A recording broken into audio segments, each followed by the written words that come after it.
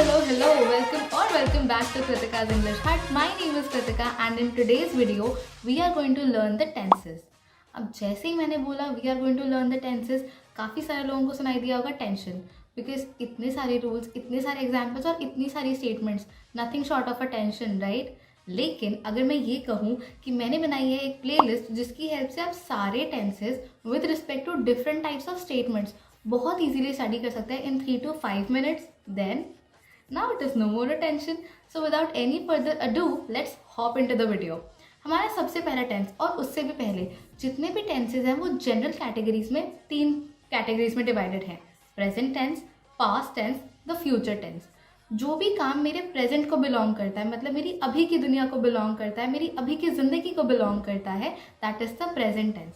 जो भी काम मेरे बीते हुए कल को बिलोंग करता है, that is the past tense. और जो भी काम मेरे आने वाले कल को बिलोंग करेगा, that is the future tense. अब एक चीज़ और सीखेंगे, उसके बाद हम टेंसेस सीखेंगे. अगर मैं ये बोलूँ, Kritika wakes up early in the morning, Kritika is sleeping, Kritika will sleep early tonight. इन सब चीज़ों के अंदर एक चीज़ बहुत अच्छी सी है, विच इज़ द वर्ब. इन सभी सेंटेंसेस में वर्ब चेंज होता है. और एक चीज़ और, जब भी हम सब्जेक्ट को वर्ब के साथ कनेक्ट करते हैं, उसके बीच में एक वर्ड और आता है, जैसे कि कृतिका इज स्लीपिंग. कौन सा वर्ड आया? इज.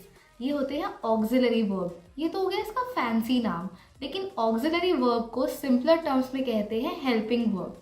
हम 2 चीज़ें बहुत अच्छे से सीखेंगे, उसके बाद ही टेंसेस में जाएंगे, क्योंकि टेंसेस का रियल नाम ही होता है वर्ब टेंसेस. मतलब कि टाइम की वजह से वर्ब में चेंजेस, वर्ब टेंसेस, राइट?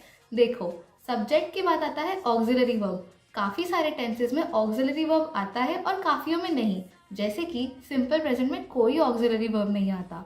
और जब हम बात करते हैं मेन वर्ब की, विच इज़ स्लीप, ईट, और या फिर हम कह सकते हैं ड्रिंक, या फिर टॉक, या फिर लिसन, या फिर टीच, ओके, या फिर स्टडी, ये सब होते हैं मेन वर्ब्स. और इनमें भी चेंजेस आते हैं when it comes to different tenses with different rules. So now without any further ado, let's get into the first tense, which is simple present tense. देखो, वैसे तो हम सीखेंगे फंक्शनल ग्रामर, जिसमें हम रूल्स पे ध्यान देने की बजाय सैम्पल सेंटेंसेस पे ध्यान देंगे. लेकिन बता देते हैं कि सिंपल प्रेजेंट टेंस का रूल क्या होता है. सिंपल प्रेजेंट टेंस का रूल होता है, जब भी हमारा सब्जेक्ट, मतलब जिस चीज़ के बारे में बात करी जा रही है, अगर वो सिंगुलर है, जैसे कि कृतिका, या फिर आपका नाम हो गया फॉर इंस्टेंस मानव, ओके, जब भी हम एक सिंगुलर सब्जेक्ट की बात करते हैं, तब हमारे वर्ब के साथ आता है एस या E S, without any auxiliary. जब मैंने बताया था ना कि ऑक्सिलरी या हेल्पिंग वर्ब होता है, तो सिंपल प्रेजेंट टेंस में कोई ऑक्सिलरी या कोई हेल्पिंग वर्ब नहीं आता है. ठीक है, देखो आया ना मेरा बताया हुआ काम. आगे चलते हैं. जब भी हमारा जो सब्जेक्ट है वो प्लूरल हो जाता है, जैसे कि कृतिका एंड मानव, ओके, तब हमारे वर्ब के साथ कोई एस या ई एस नहीं आता. टू रिपीट, अगर हमारा सब्जेक्ट सिंगुलर है तो हमारे वर्ब के साथ एस या ई एस आएगा.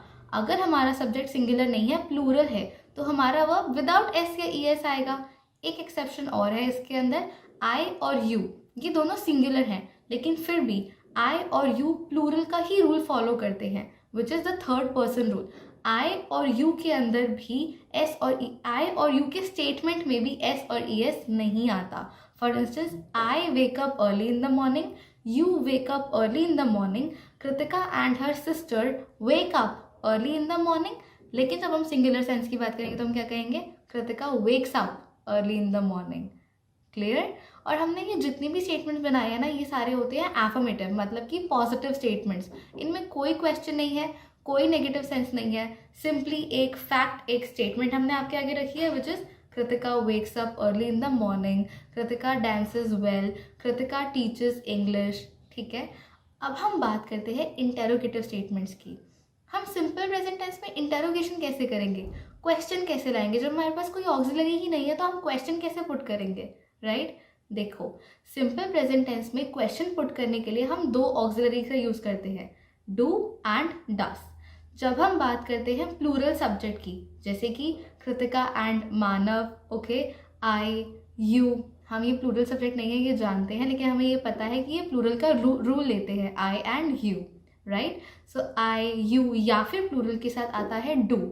Do you wake up early in the morning, do I wake up early in the morning, do they teach English, do they study English, okay.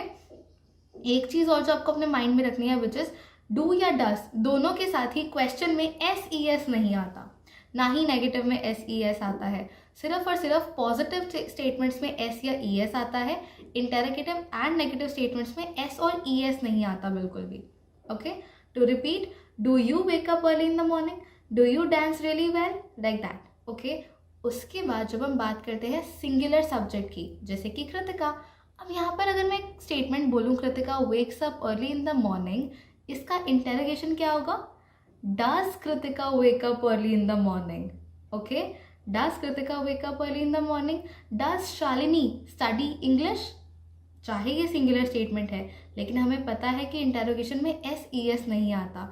तो अगर मैं इंटेरोगेशन में ये बोलूँ डज शालिनी स्टडी इंग्लिश, इसका positive statement क्या रहेगा? Shalini studies English, क्योंकि ये सिंगुलर सब्जेक्ट है, राइट? तो Shalini studies English, does Shalini study English. Okay, अब एक लास्ट स्टेटमेंट है विच is the negative one. Negative statement के अंदर जैसे हमने डू और डस लगाया है इंटेरोगेटिव में, वैसे ही नेगेटिव में आ जाएगा don't and doesn't. Do not and does not बड़ा ना मंडेन सा साउंड करता है, मंडेन मीन्स बोरिंग।